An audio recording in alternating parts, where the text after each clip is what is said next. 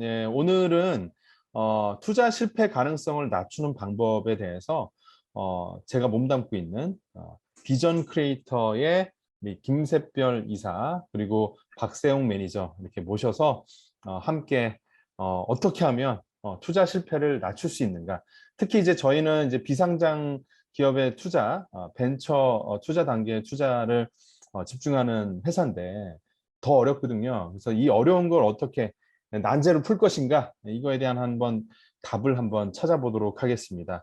자, 우선 앞서서 비전 크리에이터는 어떤 회사인지 제가 얘기하기는 좀 쑥스러우니까 한번 좀 설명해 주시면 감사하겠습니다. 네, 안녕하세요. 비전 크리에이터의 김샛별입니다. 저희 이제 비전 크리에이터는 세상에 긍정적인 변화를 만들어내는 혁신적인 창업가와 함께하는 모토를 가지고 있는 회사인데요. 사실 이 비상장 투자라는 것이 리스크적인 측면에서도 굉장히 무서운 일이기도 하고, 그래서 이 창업자들과 이 생태계를 교란시키는 작업을 함께 한다는 것 자체가 큰 용기가 필요하기 때문에 저희 비전 크리에이터는 이름에서도 볼 수 있을 정도로 그러니까 비전, 그러니까 혁신적 창업가의 비전을 저희가 함께 크리에이팅 한다. 그래서 혁신적으로 용감하게 지원함으로써 큰 미래를 함께 리드한다라는 모토로 만들어진 회사입니다. 네, 안녕하세요. 저는 비전 크리에이터의 박세웅 매니저라고 합니다. 네, 제가 생각하는 비전 크리에이터를 나타낼 수 있는 가장 또렷한 단어는 액팅 인베스터라는 단어인 것 같습니다. 단순하게 현금을 납입을 하고 나서 주식을 취득하는 것뿐만이 아니라 주식을 취득했기 때문에 이 회사를 어떻게 하면 함께 키워나갈 수 있을지에 대해서 가장 많은 고민을 하고 회사에게 도움을 줄 수 있도록 단순한 재무적인 투자자가 아니라 행동하는 투자자가 될 수 있도록 노력을 하는 것이 저희 비전 크리에이터를 설명하는 가장 큰 특징이라고 할 수 있겠습니다. 최근에 시장 상황이 진짜 안 좋잖아요. 그래서 뭐 경기 침체다, 뭐 저희 자체적인 경제 전망에서도 앞으로 6개월, 9개월 최소 그 시간 이상은 고통의 시간이 좀 예상이 되고 있는데 많은 분들이 그래서 투자 실패도 경험을 하고 이거를 어떻게 방지할까 이런 고민을 많이 하고 있는데 혹시 이제 성공 사례 앞서서 비전 크리에이터 팀에서도 혹시 어떤 투자의 실패 사례라고 할 만한 그런 사례가 있는지 한번 공유 부탁드립니다. 아, 굉장히 좋은 질문이시고요. 딱 이러한 상황에서 어떻게 보면 적절한 질의가 아닐까라는 생각이 드는데, 좀 데이터로 보여드리면, 저희 비전 크리에이터는 2016년도에 창업을 해서 2016년도부터 19년도까지는 크로스보더로 파이낸셜 어드바이저리 서비스를 했고, 그 기간 동안 이제 SK 홀딩스를 비롯해서 굴지의 이제 대기업과 그리고 유수의 저희 스타트업을 대상으로 컨설팅 서비스를 진행을 했었고요. 그 네트워크를 기반으로 2019년도 3분기부터 저희가 투자 조합을 결성해서 저희가 컨설팅을 했었던 기업들에 투자한 것을 시작을 해서 지금 현재까지는 이렇게 많은 기업들의 다양한 스테이지에 있는 기업들에 투자를 했습니다. 좀 더 자세히 말씀드리면 2022년 6월 말 기준으로 저희가 이제 국내외 총 25개의 스타트업에 투자를 했고요. 그 국가로 따지면은 한국, 미국, 중국, 호주 요 총 4개의 국가로 분산이 되어 있습니다. 그런데 이제 저희가 이제 투자한 게 약 3년 정도 됐는데 현 시점으로 생존율은 100%에 달하고요. 만약에 투자 실패의 기준을 저희가 이 투자 기업이 파산을 했거나 아니면 저희가 투자 조합이 부득이하게도 이러한 특수 상황으로 인해 청산을 불가피하게 해야 하거나 이런 것들이 기준으로 한다면 저희는 아직까지 투자 실패의 경험은 없다라고 보시는 편이 맞을 것 같습니다. 생존율 100%라고 하면 뭐 실패하지 않는 투자를 한다라는 측면에서 좋겠지만 리스크 테이킹을 안 하기 때문에 이렇게 생존했다 이렇게 비판받을 수도 있지 않을까요? 네, 되게 예리한 질문이실 것 같은데요. 네, 저희가 리스크 테이킹을 안 했다고 보기에는 앞서 보여드린 것처럼 굉장히 다양한 산업에서 다양한 스테이지의 기업에 투자를 했고요. 그럼에도 불구하고 어떻게 리스크를 해칭했냐라고 하면 저희의 투자 철학과 투자 전략에 이런 해칭 방안이 많이 녹아져 있는 것 같습니다. 먼저 투자 철학은 앞서 박세웅 심사역도 저희 비전 크리에이터의 정체성으로서 딱 한마디를 표현하자면 액팅 인베스터라고 표현을 했는데 단순한 숫자적인 투자를 추구하는 게 아니라 저희가 투자한 기업의 파트너사라고 표현을 많이 하고요. 이 파트너사의 성장을 저희가 소극적으로 기다리기보다는 이 액팅 인베스터로서 이 미래 가치를 함께 창출하는 것을 저희가 좀 액티브하게 적극적으로 함께 하고 있기 때문에 그러한 부분들이 리스크 해칭 차원에서는 굉장히 크게 작용을 했고 심지어 사실 시장이 매우 안 좋았었던 2019년도, 2019년도 말부터 20년도 상반기까지 지금과 같이 시장이 매우 안 좋았고 그때는 오히려 더 위기 상황이라고 느껴졌을 때인데요. 그때도 저희가 시장이 의심하고 무서워할 때에 저희가 확신을 가지고 있었던 기업에 투자를 했고 그중 기업이 이제 이오플로우를 포함한 기업들이 잘 성장을 해서 저희가 오히려 실패가 아니라 성공 케이스들을 여러 건 만들어낸 그런 전력이 있습니다. 어떻게 보면 리스크 테이킹을 더 많이 했기 때문에 이 실패 가능성이 더 줄어들었는데요. 다만 저희 스스로도 혁신성을 끊임없이 추구하고 기존의 틀에서 벗어나게끔 검토를 하고 발굴을 하는 거에 집중을 하는 만큼 조금 더 어떻게 보면 객관화하고 정량화된 메토돌로지를 쓰고자 노력을 했었던 부분들이 저희가 차별화되어서 이 어떻게 생존율을 높였던 이런 방안법이 아니었을까라고 생각을 하고 있습니다. 언젠가는 이제 비상장 벤처 투자라는 건 엄청난 리스크가 따르기 때문에 언젠가는 우리도 진짜 뭐 10개 회사에 투자를 하면은 몇 개 회사는 어려움을 겪고 청산을 하게 될 타이밍도 올 것 같아요. 근데 이제 그럼에도 불구하고 우리는 어느 정도의 리스크는 테이킹을 하고 그거를 그게 이제 실패 확률을 최소화하기 위한 방법을 어디선가 찾아야 되는데 사실 우리는 핵심적인 문제 해결 방법으로 사람에서 그 답을 좀 찾죠. 예. 그래서 말씀하신 것처럼 우리가 액팅 인베스터라는 거는 제가 뭐 베일리 기포드나 세코야 캐피탈이나 이런 전설적인 세계적인 벤처 캐피탈 들의 투자 철학을 이렇게 음미하면서 우리의 입장에 맞게 좀 적용을 하려고 노력을 했던 부분이 있는데 어떻게 보면은 지금 우리도 되게 성장의 초기 단계라고 저는 생각하고 우리의 이런 액팅 인베스터 행동하는 투자자로서의 가치관이 하나씩 형성되는 단계가 아닌가 싶습니다. 말씀해주신 대로 저희 팀 자체도 굉장히 빠르게 그리고 지속적으로 성장을 하고 있다고 생각을 하고요. 왜냐하면 세상이 다변화하고 있는 세상이다 보니 저희의 이 투자 검토하는 이 툴도 굉장히 고도화를 많이 돼야 한다라고 생각을 하고 있습니다.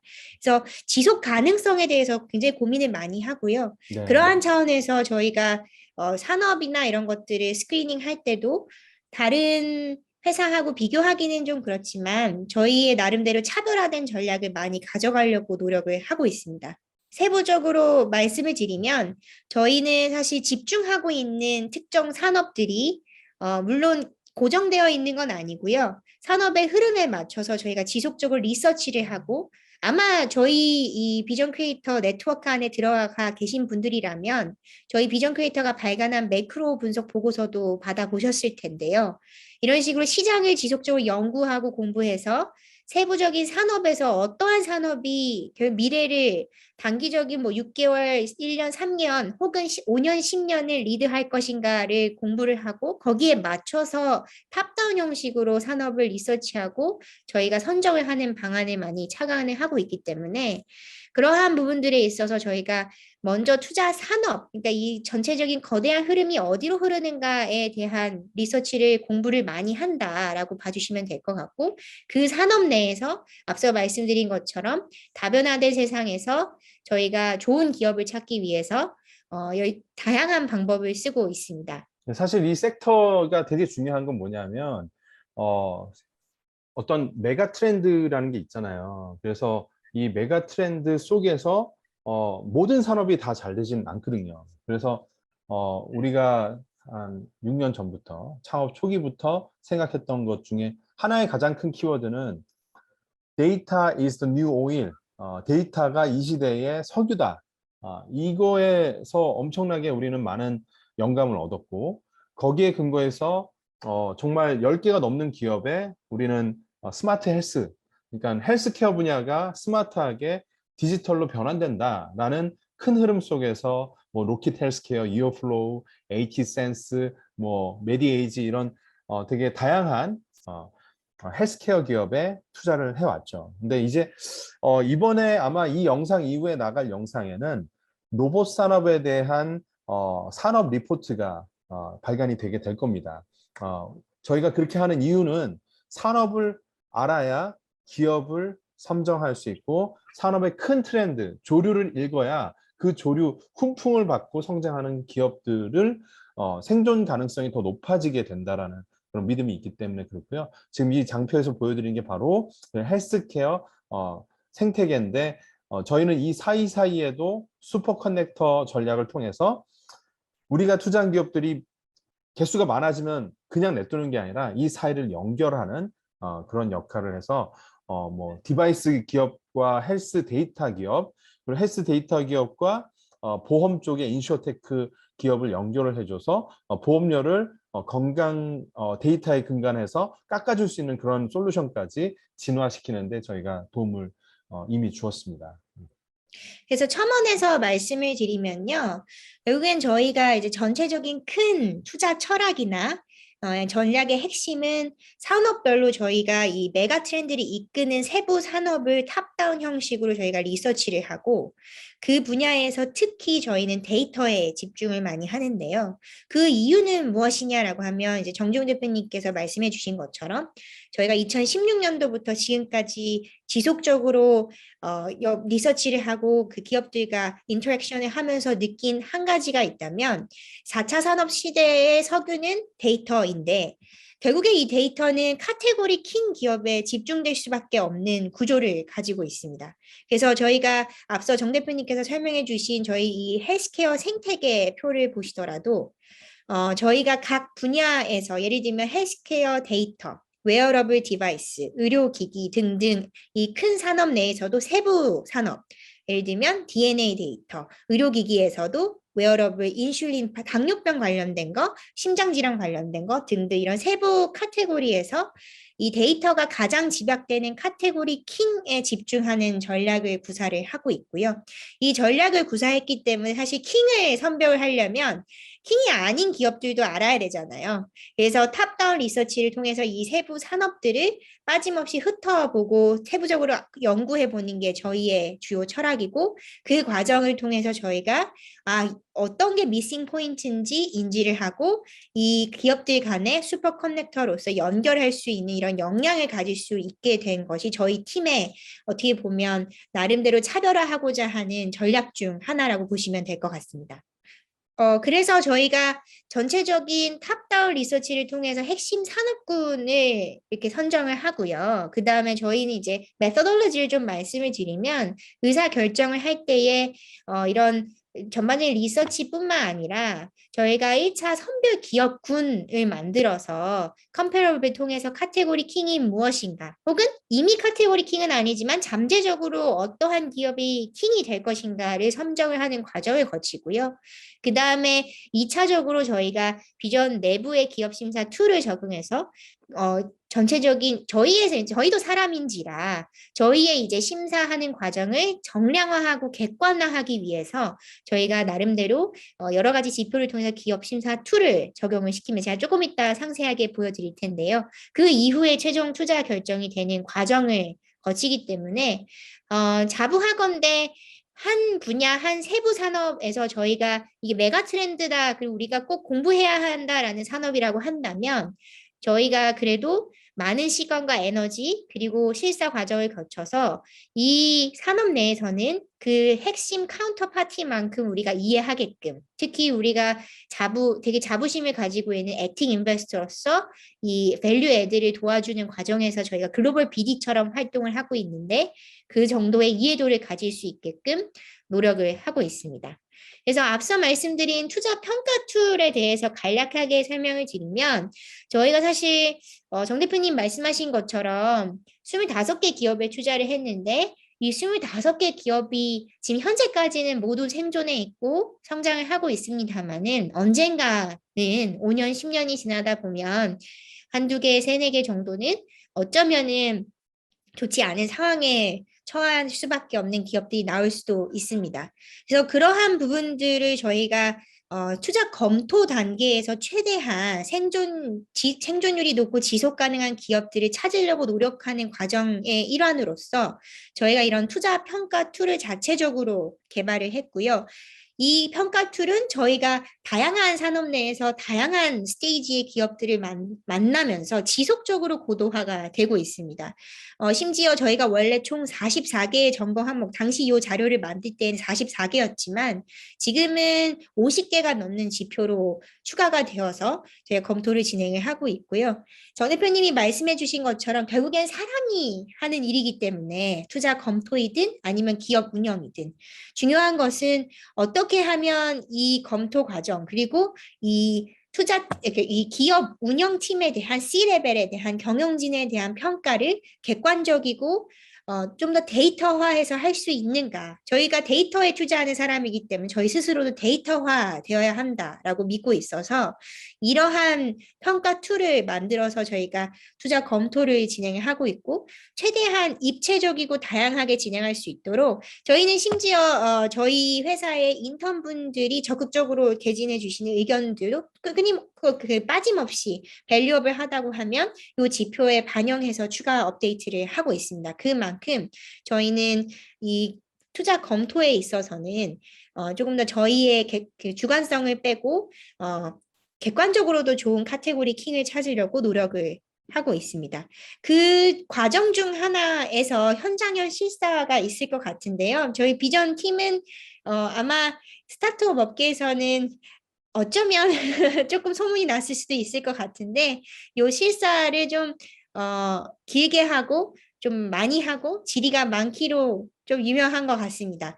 요 과정은 아마 저희 회사의 박세용 심사학께서 좀 더 자세하게 설명 가능할 것 같은데요. 저희는 보통 언제나 현장에 투자에 답이 있다고 생각하기 때문에 이런 현장형 실사를 많이 진행하는데 저희 박세용 심사학께서 사례 뭐 한두 개 정도만 얘기를 해주시면서 설명해 주시면 조금 더 좋은 사례가 경험이 되지 않을까 생각합니다. 네, 저희는 투자가 얼마나 이제 지속 가능성이 있는지 딜인지 판단하기 위해 가지고 실사를 굉장히 깊게 진행을 하는 편인데요. 이 실사에는 단순하게 회사가 측에서 저희에게 제공해주는 자료들을 꼼꼼하게 살펴보는 것뿐만이 아니라 실제로 현장의 목소리가 어떤 것인지에 대해서 듣는 내용들까지 포함이 되어 있습니다.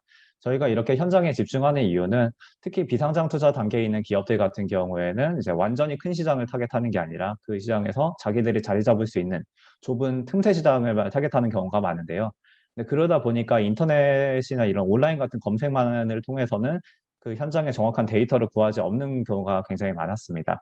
그래서 구체적인 사례를 한 가지 들어보자면은 첫 번째는 이 보청기 스타트업을 저희가 한번 검토를 했었던 적이 있습니다.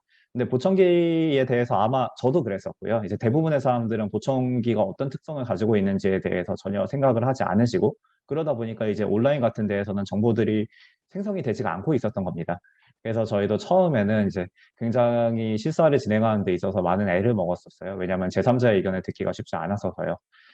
하지만 그럼에도 불구하고 저희는 크게 이제 업계 전문가분들에게 저희가 가지고 있는 내용들을 좀 공유를 드리고 의견을 들어보고자 노력을 했었는데요. 그래서 저희가 총 3분의 인터뷰를 했었습니다. 첫 번째는 이제 청각사. 이제 이분들이 보통 보청기 센터를 운영하시는 분들이신데요. 이제 그 보청기와 이제 청각에 대한 전문가라고 이해해 주시면 되겠습니다. 그리고 두 번째는 이제 국내에 이제 임용치료 학회가 있는데 그곳에서 학회장을 지내셨었던 교수님 한 분과 그리고 또 이제 현직 이비인후과 의사분들 같이 이런 다양한 전문가분들의 의견을 종합을 하여서 해당 사업에 대한 타당성을 판단을 했었습니다. 근데 이 과정에서 저희가 굉장히 의미 있게 발견했었던 거는 이제 저희는 이제 투자자 입장에서 보는 것이었었는데 그 전문가들 입장에서는 다른 스탠스에서 이걸 그 사업을 판단하는 경우가 많았습니다. 가장 대표적인 사례가 이 청각사 인터뷰였었는데요. 그 청각사분께서는 그 자신의 센터를 운영하는 것도 중요하지만 그만큼 이제 글로벌적인 트렌드나 이런 거를 잘 알고자 희망하시는 분이었어서 이제 학회나 이런 것도 꾸준히 다니는 분이셨습니다. 근데 그분이 딱 얘기를 해주시던 게 이 보청기가 뭐 성능이 좀 더 뛰어날 수는 있는데 일단 기본적인 접근 방법론 자체가 이제 최근 보청기 학계에서 보고되고 있는 그런 변화의 트렌드하고는 맞지 않는 부분이다. 라는 내용을 증언을 해주셨는데 사실 이런 내용 같은 경우에는 어지간한 논문이나 이런 데서 찾기가 어려운 정보였었거든요. 그래서 그런 그런 데이터들을 이제 저희가 습득을 하고 나니까 이제 해당 사업의 타당성에 대해 가지고 좀 더 전문적인 의견을 낼 수 있었던 사례였습니다. 그리고 두 번째는 공유주방 스타트업인데요. 공유주방은 쉽게 얘기하면은 이제 그 요식업을 창업하시려는 분들이 이제 직접 모든 설비를 갖추시려고 하면은 많은 자본 소요가 들어가니까 이런 공유주방 같이 어느 정도 모듈이 갖춰져 있는 곳에 입점을 해서 대부분 이제 배달을 전문으로 하는 요식업체를 운영하시는 곳이 이제 공유주방이라고 이해해 주시면 되겠습니다. 근데 이 공유주방은 결국에는 그 얼마나 많은 업주들이 여기에 입점을 할 만한 메리트가 있는지에 대해서 판단을 해보기 위해 그 해당 업체에서 제공해준 자신들의 서비스를 이용하고 있는 업체들 점주님들이 인터뷰한 것뿐만 아니라 그 업체의 경쟁업체가 하나 있었는데 저희가 직접 이제 그 경쟁업체의 입점을 희망하는 이제 잠재적인 점주로서 일종의 잠복수사 같은 개념으로 방문을 하여서 이제 점주 입장에서 어떠한 경쟁 우위가 있을지에 대해서 이제 판단해보는 시간을 가졌었습니다. 그리고 이 내용도 저희가 단순하게 온라인을 통한 서치만으로는 구할 수 없었던 정보들을 얻을 수 있어서 굉장히 귀중한 정보였고 이러한 현장형 실사를 꾸준하게 진행하는 것이 저희 비전 크리에이터가 가진 가장 큰 경쟁 우위라고 생각하고 있습니다. 사실 제가 이제 최근에 책을 하나 읽었는데 하워드 막스 투자와 마켓 사이클의 법칙이라는 그 책에도 뭐라고 나오냐면 그냥 readily available이라는 단어가 쓰였어요. 그러니까 그냥 쉽게 접근 가능한 정보를 갖고 있다라는 거는 우월한 투자 수익을 만들어낼 수 없다라는 얘기였습니다. 그러니까 어렵게 구한 정보가 가치 있는 차별화된 투자 판단을 만들어낸다. 이런 측면에서 현장에 가서 직접 답을 찾는 것이야말로 진짜 투자자로서 다른 투자자 대비 우리가 남들이 보지 못한 리스크, 남들이 보지 못한 기회를 찾는 좋은 방법이라고 믿고 있고요. 우리 함께 해주시는 또 심사위원분들이 요즘에는 또 현장형 실사의 맛을 들이셔서 이제 계속 더 깊이 들어가는 모습이 보이는데 진짜 신발에 진흙이 많이 묻고 정말 먼지 폴폴 나는 곳에 이렇게 현장에 들어가서 파악하는 그것이야말로 진짜 진리에 가까운 진실에 가까운 그런 내용이 나오지 않나 생각하고요. 첨언하자면 정지용 대표님도 파스타 사장님이셨잖아요. 공유주방 스타트업 제가 미스터리 쇼퍼 테스트의 제가 주인공이었습니다. 은퇴 자금으로 정 사장님. 정 사장님 될 뻔했죠. 네. 이제 현장형 실사까지 마치고 저희가 만약 투자를 결정을 하게 되면요.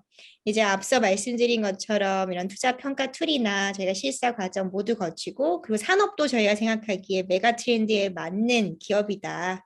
이 기업은 저희가 성장의 잠재력이 높다라고 생각을 한다면 그 이후에는 그러면 어떻게 투자한 후에도 저희 그냥 손 놓고 있을 수 없잖아요. 저희 비전 크리에이터라고 하면 딱 가지고 있는 강점이 여러 개가 있지만 그중에 가장 큰 강점은 글로벌 익스펜션입니다. 글로벌 확장을 지원해 주는 건데요. 저희 정 대표님도 그렇고 저도 그렇고 이제 중국의 오랜 네트워크를 가지고 있고 그 외에도 저희가 미국, 호주 등으로 확장을 하면서 다양한 국가의 다양한 이제 인베스팅, 그러니까 투자나 아니면 기업 관련된 비즈니스 사업 관련된 네트워크를 보유를 하고 있어서 그러한 부분들에 있어서 저희 피투자 기업들, 저희 파트너사들의 글로벌 확장을 적극적으로 도와주는 것을 저희의 사명이라고 생각을 하고 움직이고 있습니다. 실질적으로 제가 앞서 말씀드린 것처럼 글로벌 BD처럼 저희가 활동하기 위해서는 사실 저희가 사후 관리를 잘하려면 이 회사에 대한 이해가 이미 깊게 있어야 되기 때문에 그래서 투자 검토도 더 열심히 하는 부분이 있습니다. 저희의 레퓨테이션을 걸고 사실 이 기업을 저희의 네트워크를 통해서 다른 나라의 기업 혹은 다른 나라의 펀드에 투자를 이렇게 소개를 하는 거라서 저희가 책임 의식을 갖고 중요하게 생각을 하고 있는데요.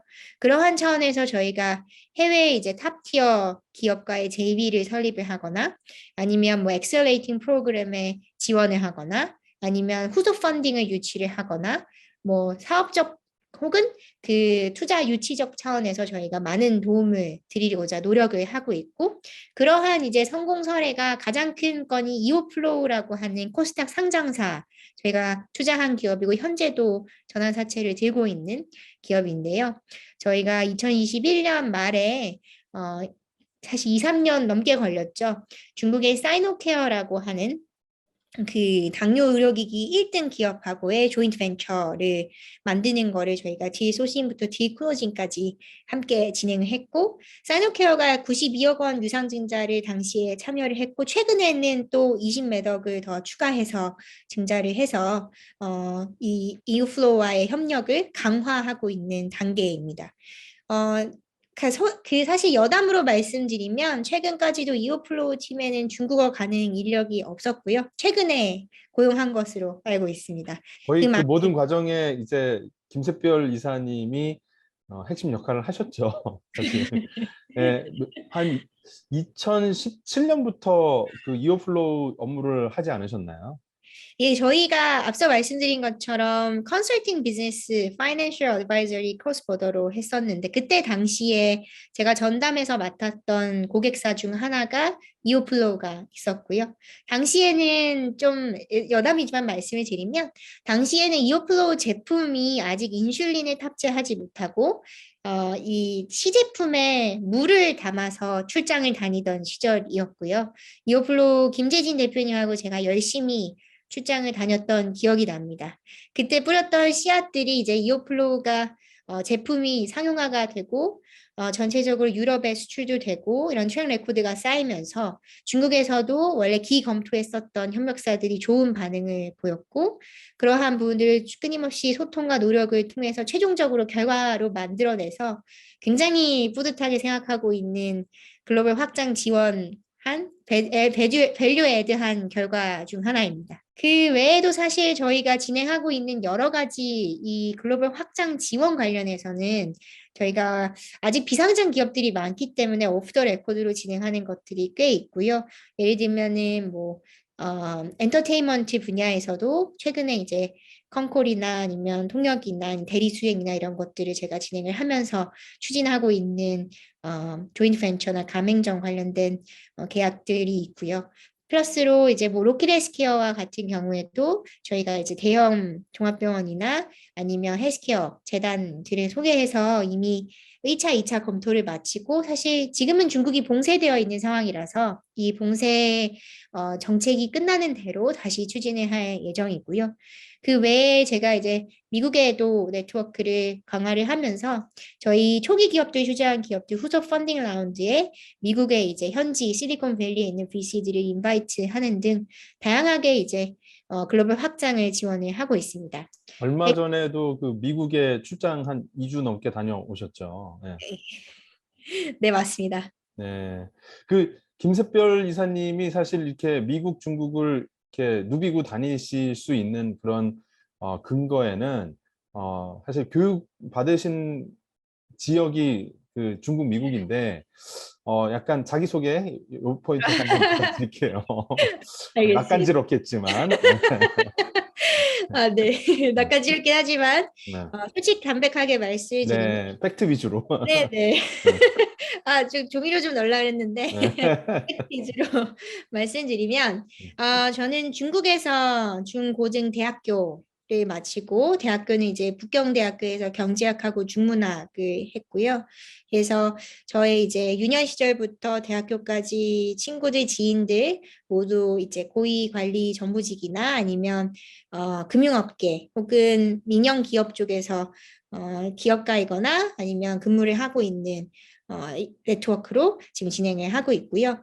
그 외에 이제 석사를 제가 미국 코넬에서 금융정책학을 전공을 해서 진행을 했기 때문에 미국에서도 이제 다양한 네트워크를 통해서 저희가 활동을 하고 있고 이번에 미국에 이제 출장을 가게 된 계기도 저희가 물론 투자한 기업이 2개 정도 있지만 그 외에도 저희가 이러한 글로벌 확장을 지원을 하기 위해서 저희 네트워크를 통해서 현지 VC들도 많이 만나고 그리고 실리콘밸리에 주둔하고 있거나 아니면 뉴욕에 주둔하고 있는 다양한 기업들을 만나기 위해서 제가 다녀왔습니다. 그래서 중국과 미국 큰 나라 이제 양대 G2에서 제가 공부를 했고 거기에서 생활을 했었던 경험이 아무래도 이 그러니까 국가와 국가 간에 어떻게 보면 인포메이션 아비트라지를 이용할 수 있는 가장 큰 영향을 갖게 해준 원동력인 것 같고요. 물론 거기에 플러스 다양한 정보를 수집할 수 있는 네트워크가 있다는 거는 되게 감사한 일인 것 같습니다. 그 2017년도에 처음으로 비전 크리에이터에서 이제 근무를 하기 시작했을 때 사실 김샛별 이사님이 한국어를 제일 못했어요. 예. 중국어 제일 잘했고 그 다음에 영어 그리고 한국어는 조사철이나 이런 맞춤법이 좀 틀렸었는데 지금 몇 년 지나고 나니까 이제 거의 완벽하게 이제 되시지만 사실 제가 느끼기에는 김샛별 이사님은 중국어 할 때 진짜 설득력이 짱입니다. 그래서 특히나 한국 기업들의 중국 진출 성공적인 도움 주는 데는 김샛별 이사님 뭐 북경대 출신이라는 것도 중요하지만 사실 고사성어나 이런 다양한 어떻게 보면은 맥락을 만들 수 있는 그런 협상 전략 그리고 뭐 어휘 선택 이런 것들이 글로벌하게 어떤 이 협상할 땐 아주 중요한 트리거 포인트가 되는데 그런 측면에서 저는 저희 회사의 아주 소중한 무형 자산 중에 하나가 김샛별 이사의 그런 역량이 아닐까 싶을 정도로 좀 자랑하는 타이밍을 가졌습니다. 그렇습니다. 본인 입으로 하기 좀 그럴 것 같으니까 게다가 미국에서 또 코넬 대를 나오셨고 이렇게 해서 하여튼 공부가 제일 쉬웠죠. 네. 하여튼 제일 중요한 거는 우리가 도와주는 파트너에서 우리가 투자한 기업에 진심으로 함께하려는 그 마음이 제일 중요한 것 같아요. 그래서 항상 우리 열정을 불태우고 있죠. 네. 저희가 잘 하는 부분들이 여러 가지가 있는데요. 예를 들면 저희가 PR 채널을 연결하는 부분도 있고, 이 부분도 저희가 실제적으로 기자분들의 부탁을 하고 어레인지를 해서 진정성 있게 기사가 나갈 수 있게끔 노력을 하고 있고요. 그리고 중요하게 물론 기업 가치 증대를 위해서는 이 기업을 잘 다른 투자사에 소개하는 것도 굉장히 중요한 역량이라고 생각합니다. 저희가 투자를 집행하고 저희만 투자하는 것이 아니라 좋은 다른 파트너사들을 함께 동반 투자하게끔 이 환경을 만들어주고 그리고 이 기업에 대해서 확신을 심어줄 수 있을 만큼 저희가 준비를 잘 해서 그리고 우리가 이 기업에 그만큼 확신이 있어야 되는 거니까요. 그러한 과정을 함께 할 수 있는 동반 투자자나 후속 투자자를 저희가 인바이트 하는 거를 저희의 굉장히 지금도 강화하고 있고 계속적으로 강화할 예정인 역량입니다. 그래서 이러한 부분들을 저희가 집중적으로 저희의 이 기업의 저희 파트너사들을 위한 어떻게 보면 액팅 인베스터로서 역할이라고 생각을 하고 있습니다. 비전 크리에이터라는 회사가 어떤 투자사이고 어떤 측면에서 회사가 좀 기업 문화가 좀 독특하다고 생각하시는지. 결국 액팅 인베스터가 되는 점일 것 같습니다. 지금 저희가 최근에 가장 좀 공을 들이고 있는 프로젝트 중에 하나가 저희가 이제 시드 단계에서부터 투자했었던 기업이 있는데 그 기업이 이번에 지금 시리즈 A 라운드를 진행을 하고 있습니다. 시드 단계에서부터 준비를 했었기 때문에 팀도 부족한 게 많았었고 이제 대표님도 창업은 첫 번째인 분이셔서 저희가 많은 도움을 드릴 수밖에 없었었는데요. 저희가 지금 이번 A 라운드 준비하면서는 데이터룸을 애초에 구성하는 단계에서부터 이제 함께 고민하고 그리고 이런 자료들을 자료들을 같이 봤을 때 다른 FID의 관점에서 봤을 때 이런 자료들의 톤 앤 매너가 어떤지에 대해서 이제 코칭을 해드리는 부분들이 사실 다른 하우스들이 보기에는 정말 단적으로 표현하자면 제가 보기엔 가성비가 떨어지는 일이거든요. 왜냐하면은 그렇게까지 시간을 많이 들어가면서 신규 딜을 하는 게 아니라 기존 딜을 더 도우면서 이제 어떻게 회사를 더 발전시켜 나갈지에 대해서 고민하는 부분이 아까 말씀드린 것처럼 가성비 자체는 떨어지는 일입니다. 하지만 저희가 보기에는 저도 그렇고 저희 대표님과 이사님의 이런 임원진들도 그런 오히려 가성비 떨어지는 일에 좀 더 진심이 저를 당기는 것 같아요. 왜냐하면 그만큼 딜 하나의 퀄리티를 높이는 데 있어서는 좀 더 좋은 방향이니까요. 저희는 이렇게 저희가 옳다고 생각하는 방향에 있어가지고 저희의 투자의 철학과 전략을 고수를 하고 있는 점이 비전 크리에이터의 가장 큰 장점이라고 생각합니다. 우리 회의가 맞나요? 짧죠. 네, 굉장히 적고 이제 회의도 간략하게 하고 끝나는 편이죠. 그래서 얼굴 보이는 일이 많지 않습니다, 사실. 그래서 저희 팀은 하나만 예, 첨언드리면 예, 저희 팀의 특색 중 하나는 극도의 효율성인 것 같아요. 맞아요. 예. 그 저희가 사실 왜냐하면 액팅 인베스터로 저희가 잘 수행을 하려면 시간을 굉장히 효율적으로 써야 합니다. 그래서 저희 비전 팀에 사실 코로나 이전부터 그랬는데요. 저희는 맞아요. 언택트를 지향을 했고요. 원래 비대면이었죠. 원래 비대면이었고요. 그 다음에 장소는 상관없이 사실 그 맡은 어떻게 보면 업무에 있어서 본인이 사실 기한을 정하고 본인이 사실 끝내는 어떻게 보면 프로세스를 정하고 그거를 팀에 공유하는 그런 시스템이기 때문에 결과로 많이 얘기를 하는 것 같아요. 오히려 저희는. 그래서 회의가 길지 않고요. 왜냐하면 카톡이나 아니면 노션으로 이미 많은 것들이 투명하게 공유가 되고 있기 때문에 그래서 회의할 거나 아니면 불필요한 시간을 많이 줄일 수 있다는 게 저희의 큰 장점인 것 같아요. 그래서 그 동일한 시간에 저희 파트너사를 위해서 더 많은 일을 해줄 수 있다라는 게 저희의 장점입니다. 아이고, 하여튼 오늘 이렇게 여러 가지 주제로 이야기를 나눠봤는데, 결국은 투자의 실패 확률을 줄여야 투자에서 살아남고, 투자자로 살아남고 성공의 확률 높이는 방법이라고 생각이 되고, 말씀 주신 것처럼 제일 좋은 투자 실패 줄이는 방법은 현장에 이제 뛰어들고, 그리고 단순히 그냥 돈만 투자하고 그걸 기다리는 투자자가 아니라 참여하는 그리고 어려운 일들을 찾아가서 도와주는 그런 액팅 인베스터가 되는 거라는 믿음을 우리는 갖고 있는 거죠. 예, 그래서 실제로 그걸로 인한 어떤 성과나 그리고 생존율이 높은 것도 우리가 느끼고 있고 앞으로도 더 이런 어떤 시스템을 고도화시키고 휴먼 에러를 최소화시키는 데이터로 좀 더 고도화되는 비전 크리에이터 되도록 노력을 하겠습니다. 오늘 이렇게 소중한 말씀 나눠주신 두 분께 감사드립니다. 감사합니다. 네, 감사합니다.